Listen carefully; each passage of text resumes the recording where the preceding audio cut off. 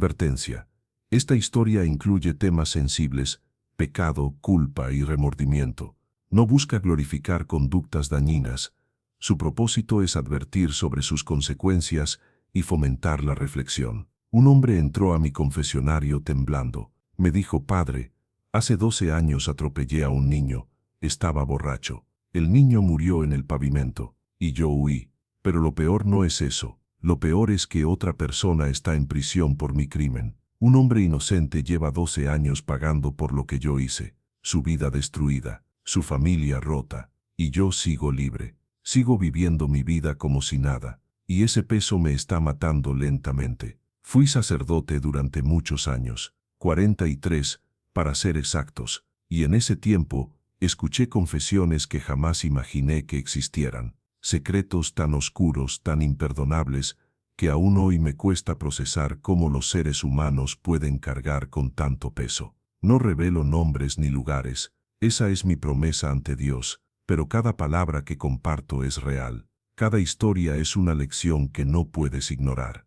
Porque el crimen no es solo el acto, es todo lo que viene después, las vidas que destruye, los inocentes que sufren, las mentiras que debes mantener, y la culpa que te persigue cada día, cada noche, hasta que finalmente te consume. Esta es la historia de un hombre que mató y dejó que otro pagara por ello. Llegó a mi confesionario un sábado por la noche, muy tarde. La iglesia estaba casi vacía. Solo las velas ardiendo en la penumbra proyectaban sombras danzantes en las paredes. Entró con pasos inestables, como si estuviera borracho. Pero no lo estaba, solo estaba temblando tanto que apenas podía caminar derecho. Se arrodilló del otro lado de la celosía, y durante varios minutos no dijo nada. Solo escuché su respiración, agitada, irregular, como la de alguien al borde del pánico, y luego finalmente habló. «Padre Gabriel», comenzó, y su voz era apenas un susurro roto.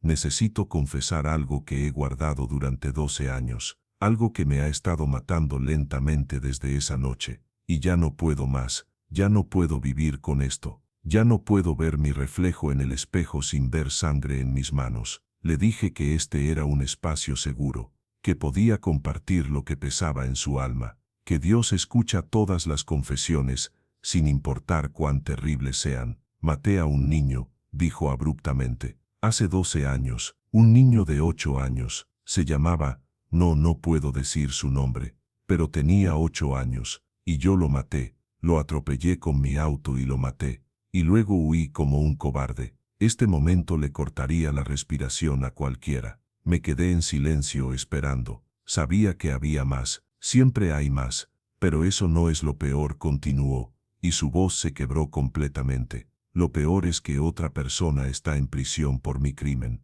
Un hombre completamente inocente. Lleva 12 años encerrado, 12 años pagando por algo que yo hice. Su vida destruida, su familia rota, sus hijos creciendo sin padre. Y yo sigo aquí, libre, viviendo mi vida.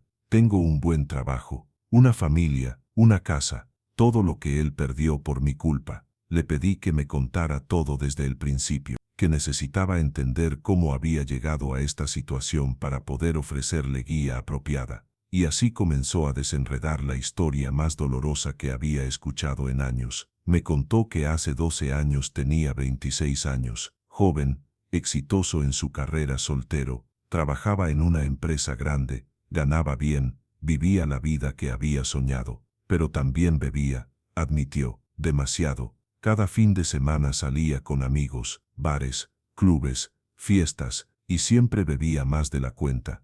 Pero nunca me pareció un problema.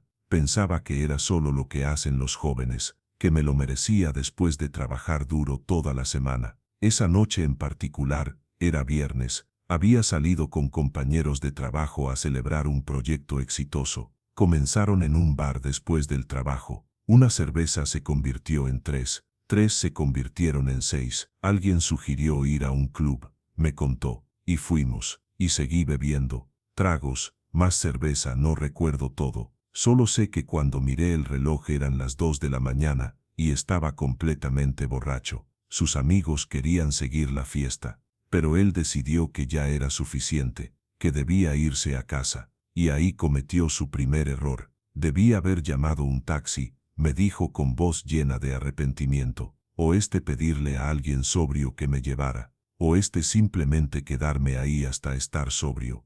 Pero no lo hice. Pensé que podía manejar. Pensé que solo eran 20 minutos hasta mi casa. Pensé que estaría bien. Subió a su auto, un sedán negro que había comprado recientemente. Arrancó el motor y comenzó a conducir. Al principio iba despacio, me explicó, muy consciente de que estaba borracho, tratando de concentrarme, pero mientras más conducía, más confianza ganaba. Empecé a acelerar. Las calles estaban vacías, era tarde, pensé que no había peligro. Estaba a 5 minutos de su casa, en un barrio residencial tranquilo, calles bien iluminadas, casas con jardines, el tipo de vecindario donde las familias crían a sus hijos sintiéndose seguras. Y entonces lo vi, me dijo, y su voz cambió completamente. Se volvió hueca, distante, como si estuviera reviviendo el momento. Una pelota rodando hacia la calle, una pelota roja, y pensé que extraño, una pelota a esta hora. Y entonces, un segundo después, un niño corrió detrás de la pelota, directamente a la calle, directamente frente a mi auto. Me describió ese momento con una claridad terrible, cómo sus reflejos embotados por el alcohol fueron demasiado lentos, cómo pisó el freno pero ya era tarde, cómo escuchó el impacto, un sonido que según sus palabras, nunca ha dejado de escuchar. El auto lo golpeó, me dijo con voz quebrada, lo lanzó varios metros, y se quedó ahí, en la calle, inmóvil. Detuvo el auto, salió temblando, se acercó al niño, estaba consciente, me contó, por un momento, me miró, y yo lo miré, y vi miedo en sus ojos, miedo y dolor, y luego simplemente se apagó, vi cómo la vida se iba de sus ojos, vi cómo dejaba de respirar, y supe que estaba muerto, que lo había matado. Le pregunté qué hizo después, y ahí es donde la historia se volvió aún más oscura. Entré en pánico, admitió, total, absoluto. Mi mente gritaba, pensé en todas las consecuencias, estaba borracho, había matado a un niño, iría a prisión, mi vida terminaría, mi carrera, todo. Y entonces miré alrededor, la calle estaba vacía, eran casi las 3 de la mañana, las casas tenían las luces apagadas, no había nadie en las ventanas, no había otros autos, y pensé, me confesó con vergüenza absoluta, pensé que tal vez nadie me había visto, que tal vez podía irme, que tal vez podía fingir que esto nunca pasó. Momentos así nunca se olvidan. Volvió a su auto. Sus manos temblaban tan violentamente que apenas podía sostener el volante. Arrancó el motor, y se fue. Dejé a ese niño ahí, me dijo, y pude escuchar lágrimas en su voz, en medio de la calle, muerto. Dejé su cuerpo ahí como si fuera basura, y me fui a casa. Llegó a su apartamento en estado de shock. Se sentó en su sala sin encender las luces, y procesó lo que acababa de hacer. Supe en ese momento que mi vida había terminado, me dijo. No legalmente todavía, pero moralmente, espiritualmente. El hombre que era, había muerto en esa calle junto con ese niño, y lo que quedaba era un monstruo, un cobarde, un asesino. No durmió esa noche. Se quedó sentado, esperando que tocaran su puerta, esperando que la policía viniera a arrestarlo, porque seguramente alguien había visto algo, seguramente había cámaras, seguramente lo atraparían, pero nadie vino. Amaneció, y aún nadie había venido. Encendí las noticias, me contó. Y ahí estaba, la historia.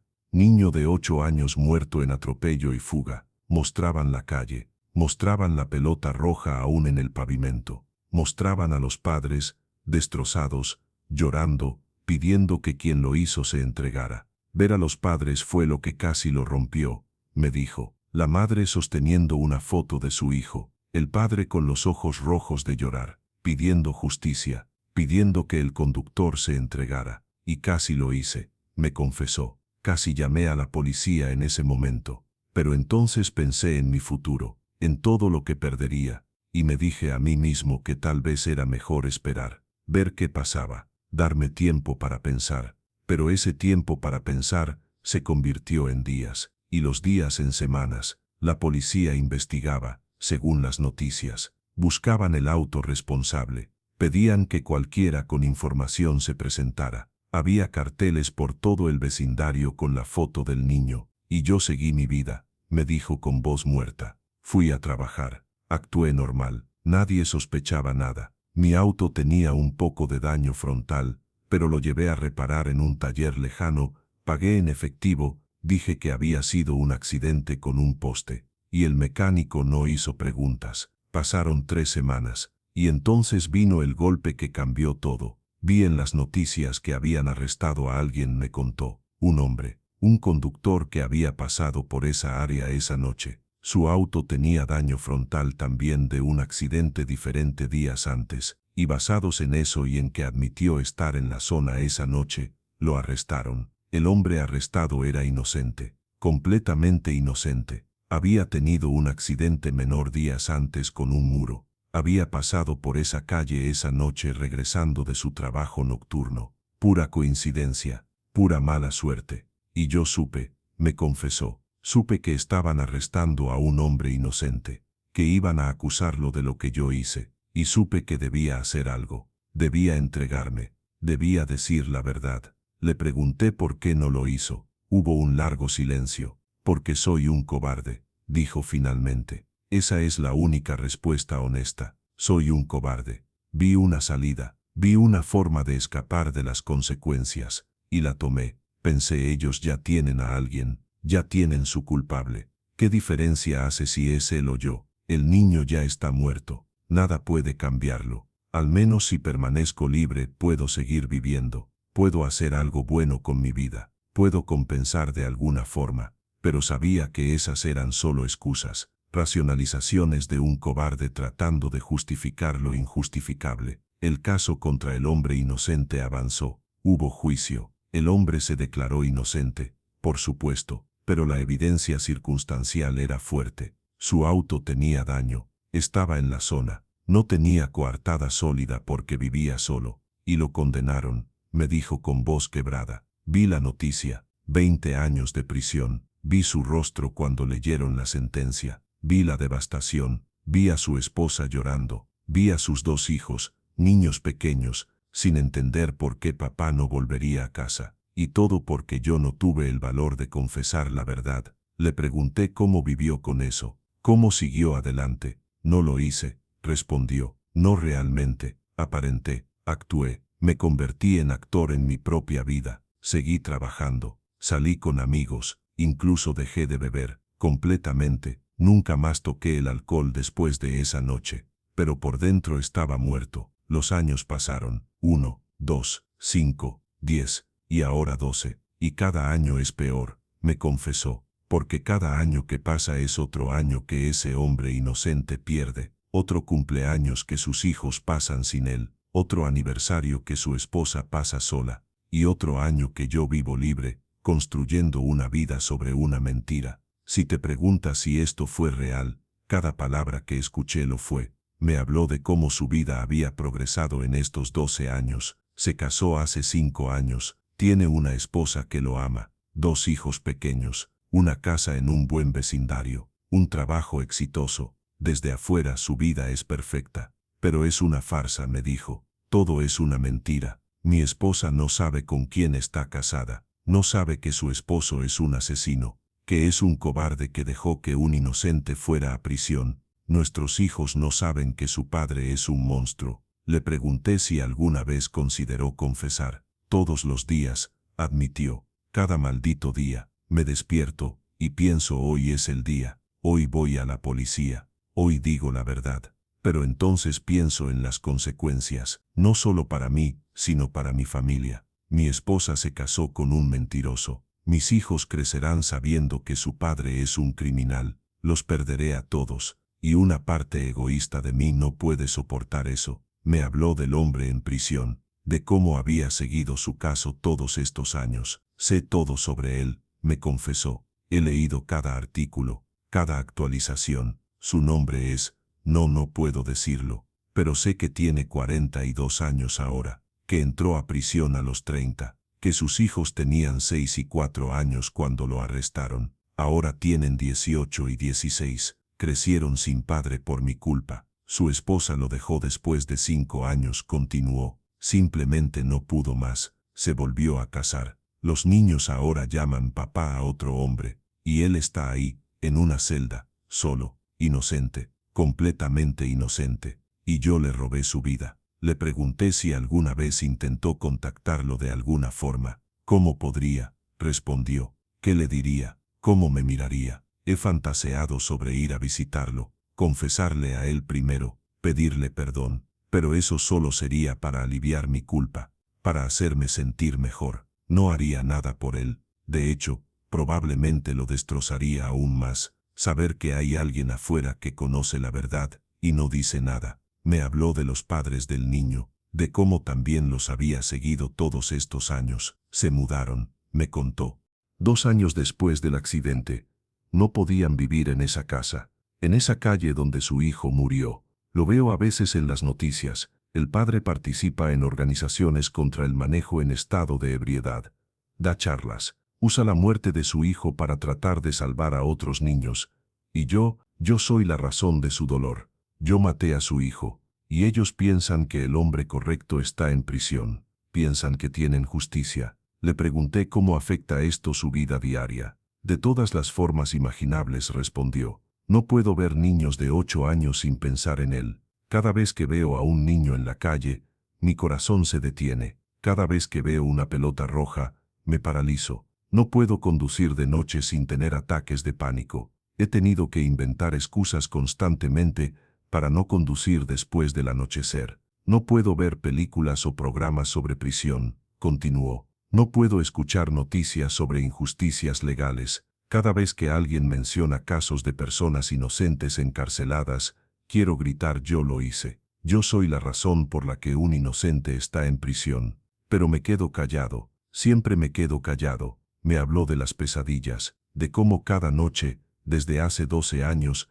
sueña con esa noche. A veces sueño que me detengo, me dijo, que salgo del auto y ayudo al niño, que llamo a la ambulancia, que me quedo ahí y afronto las consecuencias, y me despierto pensando que tal vez esa vez fue real, que tal vez las últimas 12 años fueron la pesadilla, pero luego me doy cuenta de que no, que la pesadilla es mi realidad, que realmente lo hice. Otras veces, continuó, sueño con el niño, lo veo en la calle, me mira, y me pregunta por qué lo dejé ahí, por qué huí, por qué no llamé ayuda, y no tengo respuestas. Solo me quedo ahí mudo, mientras él me mira con esos ojos muertos. Tal vez tú también has guardado un secreto que destruye vidas. Le pregunté sobre su esposa, si ella sospechaba algo. Sabe que algo está mal, admitió. Me pregunta constantemente por qué estoy tan distante, por qué tengo pesadillas, por qué a veces me despierto gritando. Le he dicho que tengo estrés del trabajo,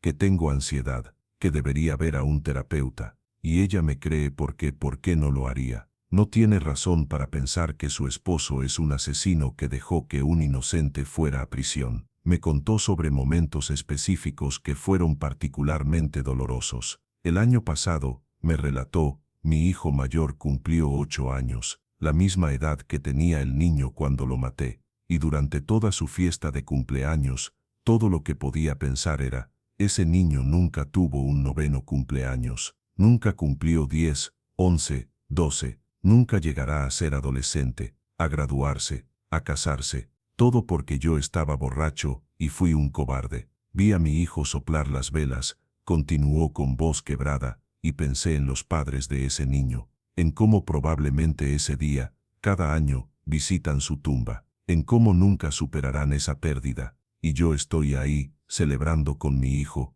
mientras ellos lloran al suyo. No hay palabras para describir cuán enfermo me sentí. Me habló de otro momento. Hace 3 años, fui llamado para servir como jurado, me contó, un caso criminal. Y cuando llegué a la corte y vi todo el proceso, vi al acusado sentado ahí, vi a los abogados presentando evidencia, pensé en ese hombre inocente, en cómo estuvo sentado exactamente así, en cómo lo juzgaron por algo que no hizo, y tuve que excusarme. Dije que tenía un conflicto, no podía servir como jurado, No podía sentarme ahí y juzgar a otra persona cuando yo mismo soy un criminal que nunca ha sido juzgado. Le pregunté si había intentado compensar de alguna forma, hacer algo bueno para balance la maldad. He intentado, admitió. Dono dinero a organizaciones contra el manejo en estado de ebriedad, anónimamente, cantidades grandes. Es lo único que puedo hacer, pero sé que no compensa nada.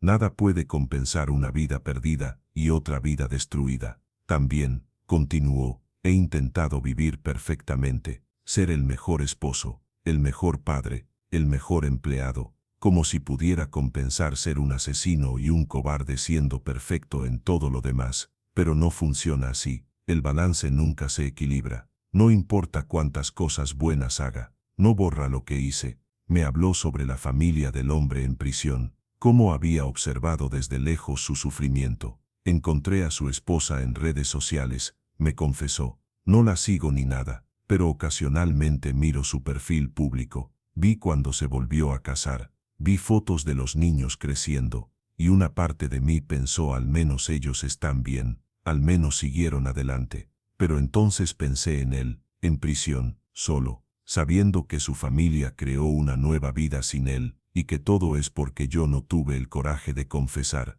Encontré una entrevista que dio hace 2 años, continuó, el hombre en prisión, aún afirmando su inocencia, diciendo que nunca se rendirá, que algún día la verdad saldrá, que tiene fe en que la justicia prevalecerá. Y yo quería gritar, quería decirle, tienes razón, eres inocente, y yo soy el culpable, pero no dije nada. Como siempre, le pregunté qué lo trajo a confesarse ahora, después de 12 años. Mi hijo, respondió, mi hijo menor, tiene 4 años, y el otro día estaba jugando en el jardín, y su pelota rodó hacia la calle, y corrió detrás de ella, y yo grité tan fuerte que lo asusté, lo detuve justo a tiempo, y lo abracé, y lloré, y él no entendía por qué papá estaba tan alterado, pero yo sabía que casi perdía a mi hijo de la misma forma que esos padres perdieron al suyo, y en ese momento, continuó con voz temblorosa, me di cuenta de cuán preciosos son los niños, de cuánto los amo, y pensé en ese niño que maté, en cuánto lo amaban sus padres, en cuán devastados estaban, y finalmente, después de 12 años de vivir en negación, de racionalizar, de excusar mi comportamiento, finalmente lo sentí realmente. El peso completo de lo que hice. Me dijo que esa noche, después de acostar a sus hijos, se quedó despierto toda la noche, y tomó una decisión. Decidí que tenía que confesarme, me dijo. No sé si voy a entregarme a la policía, no sé si tengo el coraje para eso, pero al menos necesitaba confesarme ante Dios, necesitaba decirlo en voz alta, necesitaba que alguien más supiera la verdad completa, porque vivir solo con esto me está matando. Ya no puedo más. Le pregunté qué esperaba de esta confesión. Perdón, supongo, respondió con voz insegura. Aunque no sé si lo merezco. Maté a un niño. Dejé que un inocente fuera a prisión. Destruí múltiples familias. ¿Cómo puede haber perdón para eso? Pero también esperanza. Esperanza de que tal vez, de alguna forma, pueda hacer lo correcto. Aunque sea tarde. Aunque sea después de 12 años. Tal vez aún pueda hacer lo correcto. Le hablé sobre la misericordia de Dios, sobre cómo puede perdonar incluso los pecados más graves si hay verdadero arrepentimiento. Pero también le hablé sobre la justicia terrenal, sobre cómo hay un hombre inocente en prisión que merece su vida de vuelta. Lo sé, dijo. Créame, lo sé, y esa es la parte que me tortura, porque si me entrego, sí liberaré a ese hombre inocente, pero también destruiré a mi familia. Mi esposa, mis hijos, ellos no hicieron nada malo, ellos son inocentes también. ¿Es justo destruir sus vidas para arreglar mi error? Era una pregunta imposible, y ambos lo sabíamos, pero continuó. También sé que mientras más tiempo pasa, peor será. Ese hombre ya perdió 12 años, cada día que espero es otro día que le robo, y él es completamente inocente, mientras que mi familia al menos tendrá la verdad. Tendrán que lidiar con las consecuencias de mis acciones, pero al menos no estarán viviendo una mentira. Le pregunté si había tomado una decisión sobre qué hacer. No todavía, admitió, pero estoy cerca, cada vez más cerca. porque la alternativa es seguir viviendo como he vivido, y eso no es vivir, es solo existir. Existir en culpa constante, en miedo constante de que algún día la verdad salga de todas formas, existir sabiendo que soy un cobarde, un asesino, un mentiroso. Mi hijo me preguntó ayer, me preguntó, papi, ¿tú siempre dices la verdad? Y le dije que sí, le dije que siempre es importante decir la verdad, y mientras lo decía, sabía que era el hipócrita más grande del mundo, porque mi vida entera es una mentira. Y estoy enseñándole a mi hijo a ser honesto mientras yo vivo en deshonestidad total. Me habló de cómo imaginaba entregárselo, he pensado en cada detalle, me confesó. ¿Cómo entraría a la estación de policía? ¿Qué diría? ¿Cómo reaccionarían? He ensayado las palabras 1000 veces en mi mente. Vengo a confesar un crimen. Hace 12 años atropellé y maté a un niño, y otro hombre está en prisión por lo que yo hice. ¿Y qué pasaría después? Le pregunté. Me arrestarían inmediatamente, respondió. Habría un nuevo juicio, para mí y para exonerar al hombre inocente. Los medios estarían por todos lados. Mi nombre, mi foto, mi familia expuesta. Mi esposa descubriría todo por las noticias. Mis hijos verían a su padre en televisión siendo arrestado. Mi vida tal como la conozco terminaría en ese instante. Y el hombre en prisión sería liberado, dijo. Después de 12 años. Pero ¿qué vida le queda? Ya perdió todo. Su esposa, sus hijos en los años importantes, su carrera, 12 años que nunca recuperará. ¿Cómo compensas eso? ¿Cómo le devuelves 12 años de vida? Tenía razón, no había forma de compensarlo verdaderamente, pero al menos sería justicia, al menos sería verdad. Los padres del niño también sabrían, continuó, sabrían que el hombre que pensaban era el culpable era inocente, que el verdadero asesino de su hijo estuvo libre todos estos años, viviendo una vida feliz mientras ellos lloraban. Probablemente me odiarían aún más que al hombre que condenaron, porque al menos él fue a prisión. Yo he estado libre. Le pregunté sobre sus propios hijos, cómo imaginaba afectaría esto. Su voz se quebró completamente al responder. Mis hijos crecerán sabiendo que su padre es un asesino, dijo entre sollozos. Serán señalados en la escuela, acosados. Tu papá mató a un niño. Tu papá es un mentiroso. Tu papá dejó que un inocente fuera a prisión. Cargarán con mi vergüenza el resto de sus vidas, y no hay nada que pueda hacer para protegerlos de eso. Y tu esposa, mi esposa descubrirá que todo nuestro matrimonio es una mentira, respondió, que el hombre con quien se casó no existe, que es un actor, un fraude, que cada te amo que le dije estaba manchado con sangre y mentiras. Probablemente pedirá el divorcio, probablemente tomará a los niños, y no podría culparla. Yo haría lo mismo en su lugar. Le pregunté si había algo más que quisiera confesar, algo que no hubiera compartido. Hubo un largo silencio. Hay algo más, dijo finalmente, algo que hace todo esto aún peor, si es posible. El hombre en prisión, he investigado todo sobre él, y descubrí algo hace unos meses, algo que me destruyó completamente.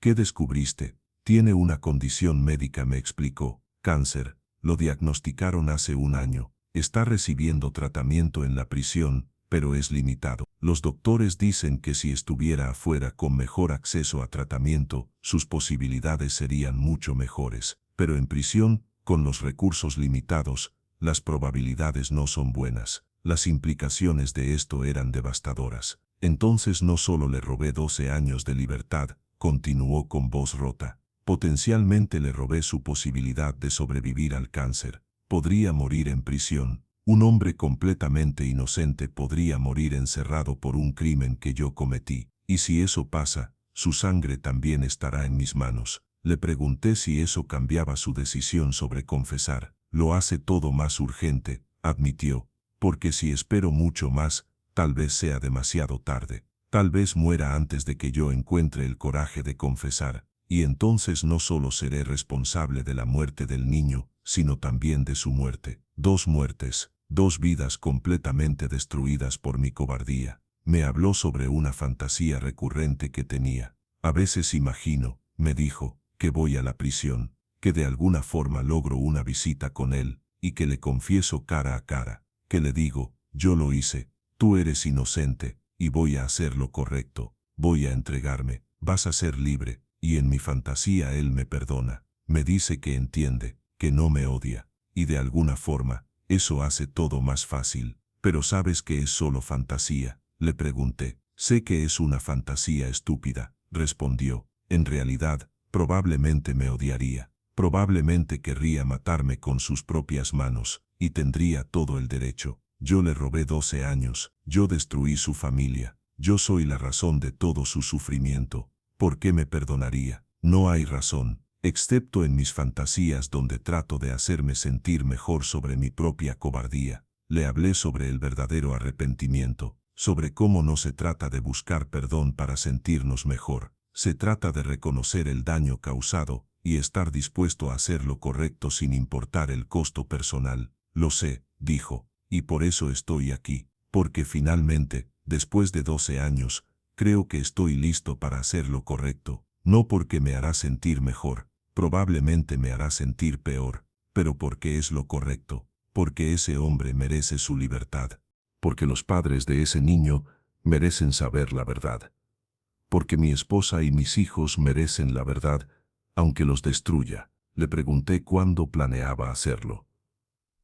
Pronto, respondió, muy pronto. Primero necesito hablar con mi esposa, necesito decirle antes de que lo escuche de otra forma, necesito darle esa cortesía al menos, necesito mirarla a los ojos y decirle la verdad, ver cómo se rompe su corazón, ver cómo todo el amor en sus ojos se convierte en odio, y luego iré a la policía. ¿Y si tu esposa te convence de no hacerlo?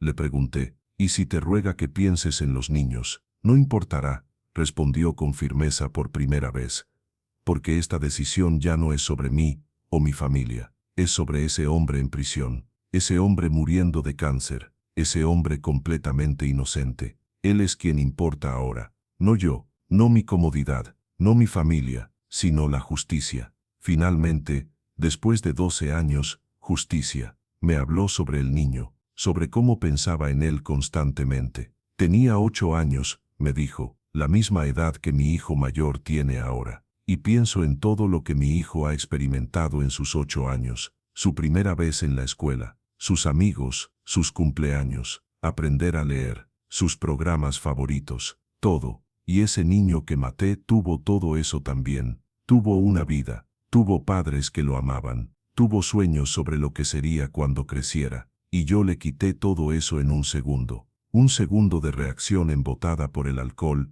y todo su futuro se fue. ¿Sabes lo que más me atormenta?, continuó, que si me hubiera detenido, si hubiera llamado a la ambulancia inmediatamente en lugar de huir, tal vez habría sobrevivido. Los doctores dijeron que murió de hemorragia interna, que con atención médica rápida, tal vez podría haberse salvado. Entonces no solo lo maté con el impacto, lo maté al dejarlo ahí, al no pedir ayuda, al preocuparme más por salvarme a mí mismo que por salvarlo a él. Las lágrimas eran evidentes en su voz ahora, lágrimas que probablemente llevaba 12 años conteniendo. Era solo un niño, sollozó, solo un niño jugando con su pelota, en su propio vecindario, donde debería haber estado seguro. Y yo lo destruí su vida, destruí a sus padres, y luego destruí a otro hombre inocente, y luego construí mi propia vida feliz sobre esos escombros. ¿Qué tipo de monstruo hace eso?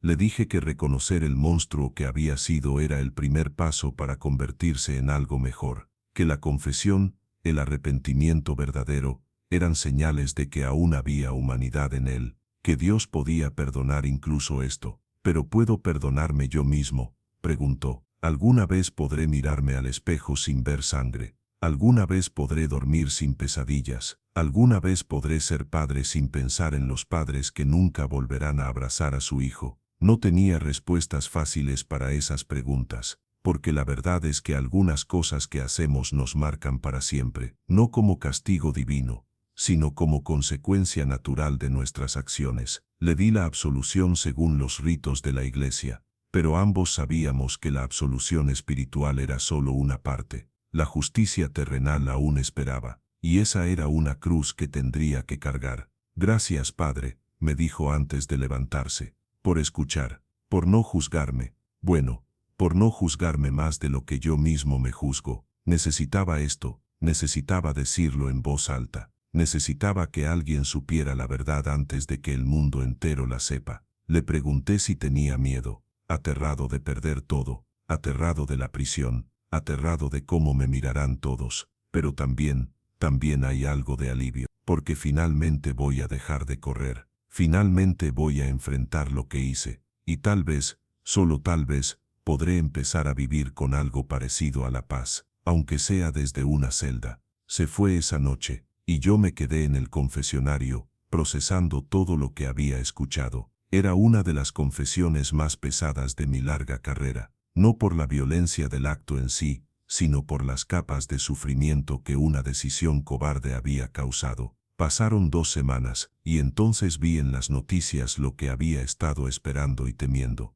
Hombre se entrega por atropello y fuga de hace 12 años. Hombre inocente liberado después de años en prisión. La historia estaba en todos lados. El hombre que se había entregado. Su confesión completa. Cómo había vivido con la culpa durante 12 años. Cómo finalmente había reunido el coraje para hacer lo correcto. Y la historia del hombre inocente. Liberado después de 12 años. Enfermo de cáncer. Lágrimas en sus ojos mientras salía de la prisión. Sus hijos adultos ahora, esperándolo. Su exesposa ahí también, solo por apoyo. Los padres del niño dieron una declaración. Dijeron que sentían alivio de saber la verdad, pero también renovado dolor, porque el hombre que mató a su hijo había estado libre todos estos años, viviendo una vida mientras ellos lloraban. La esposa del hombre que confesó también dio una declaración. Estaba destrozada. Dijo que nunca supo, que toda su vida era una mentira, que estaba pidiendo el divorcio, que protegería a sus hijos del escándalo lo mejor que pudiera. Y él, el hombre que se confesó conmigo, fue arrestado, acusado de homicidio vehicular, atropello y fuga, obstrucción de la justicia. Enfrentaba décadas en prisión. Lo vi en la televisión, esposado, siendo llevado a la corte. Su rostro era diferente al que había visto en el confesionario. Había paz en él, no felicidad, no alivio completo, pero paz. La paz de alguien que finalmente había dejado de correr. Durante su audiencia, pidió hablar, y dijo algo que me quedó grabado. Quiero pedirle perdón al hombre que estuvo en prisión por mi crimen, dijo con voz temblorosa. Sé que no hay palabras suficientes, sé que nada de lo que diga puede devolver los 12 años que le robé, pero necesita saber que no pasó un solo día en que no pensara en usted. No pasó un solo día en que no supiera que era inocente. Y viví como cobarde durante 12 años, porque no tuve el coraje de hacer lo correcto. Lo siento, siento profundamente todo el dolor que causé. Y a los padres, continuó, a los padres del niño que maté, no hay perdón para lo que hice. Maté a su hijo, les robé su futuro con él, y luego viví mi vida como si no importara. Merezco cada día que pase en prisión. Solo desearía poder devolverles a su hijo, pero no puedo. Y tendré que vivir con eso para siempre. Lo condenaron a 25 años, 20 por el homicidio vehicular y atropello y fuga, 5 adicionales por la obstrucción de la justicia, y permitir que un inocente fuera encarcelado. El hombre inocente recibió compensación del Estado. No suficiente, nunca es suficiente, pero algo. Está recibiendo el mejor tratamiento para su cáncer. Los últimos reportes dicen que está respondiendo bien. Sus hijos, ahora adultos, están tratando de reconstruir una relación con él. No es fácil, 12 años es mucho tiempo, pero están intentando. Los padres del niño finalmente tienen justicia. No cierre completo. Eso nunca llegará cuando pierdes un hijo, pero al menos saben la verdad. Al menos el hombre correcto está pagando por el crimen, y la esposa y los hijos del hombre que confesó están tratando de reconstruir sus vidas. Es difícil, el escándalo, las miradas, los juicios, pero están sobreviviendo. Esta historia me enseñó algo profundo sobre la naturaleza del crimen y el arrepentimiento. El crimen no es solo el acto inicial, es todo lo que sigue. Las mentiras, el encubrimiento, las vidas destruidas, y el arrepentimiento verdadero no es solo sentir culpa, es estar dispuesto a enfrentar las consecuencias, sin importar cuán devastadoras sean. Este hombre vivió 12 años como cobarde, pero en el final encontró coraje. No el coraje que previene el crimen, Ese coraje lo perdió aquella noche cuando decidió conducir borracho, sino el coraje que enfrenta las consecuencias, el coraje que dice la verdad aunque destruya tu vida. ¿Debió haberlo hecho antes? Por supuesto. 12 años es demasiado tiempo. Un inocente pasó 12 años en prisión. Eso no se puede deshacer. Pero al menos lo hizo. Al menos finalmente eligió la verdad sobre la comodidad. Y eso cuenta para algo. No para absolver su crimen, no para eliminar su culpa, sino para demostrar que incluso después de los actos más cobardes, la redención es posible. No fácil, no sin costo terrible, pero posible. He pensado mucho en esta confesión desde entonces, en todas las personas afectadas, el niño que murió, los padres que lo perdieron, el hombre inocente que pasó 12 años en prisión, la esposa e hijos del confesor que descubrieron que su vida era mentira, todos víctimas de una decisión de conducir borracho, y luego otra decisión, la decisión de huir, y luego 12 años de decisiones diarias de mantener el silencio. Cada decisión tuvo consecuencias, ondas que se expandieron y tocaron innumerables vidas, y al final, solo quedó el dolor. Para todos, esta historia no tiene final feliz. No hay redención completa, no hay forma de deshacer el daño, pero hay justicia. Finalmente, después de 12 años hay justicia, y hay una lección para todos nosotros, sobre la responsabilidad, sobre enfrentar nuestras acciones, sobre el verdadero costo de la cobardía, porque cuando cometemos un crimen, no solo dañamos a las víctimas directas, dañamos a todos a nuestro alrededor, nuestra familia, nuestros amigos. Y si dejamos que otros paguen por nuestros crímenes, ese daño se multiplica exponencialmente. Este hombre finalmente hizo lo correcto, pero el costo fue astronómico. Para él, para su familia, para todos los involucrados. La pregunta que debemos hacernos es, ¿valdría la pena evitar todo esto desde el principio? ¿Valdría la pena no conducir borracho?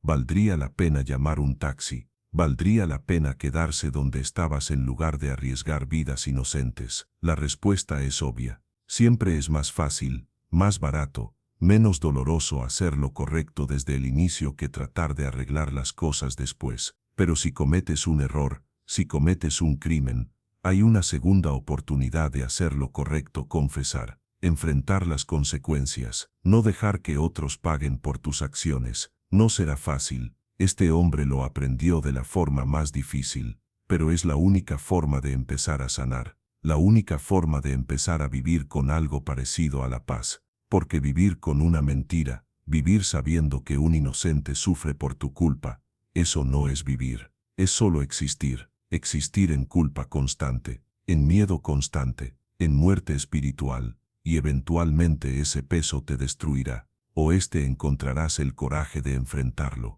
Este hombre eligió enfrentarlo, tarde, demasiado tarde, pero lo enfrentó, y en eso hay una lección de esperanza, que nunca es demasiado tarde para hacer lo correcto, nunca es demasiado tarde para decir la verdad, nunca es demasiado tarde para la justicia, aunque el precio sea todo lo que tienes. Suscríbete a Historias del Pecado para más confesiones que te harán reflexionar sobre las decisiones que tomamos, las consecuencias que enfrentamos, y el verdadero significado del arrepentimiento.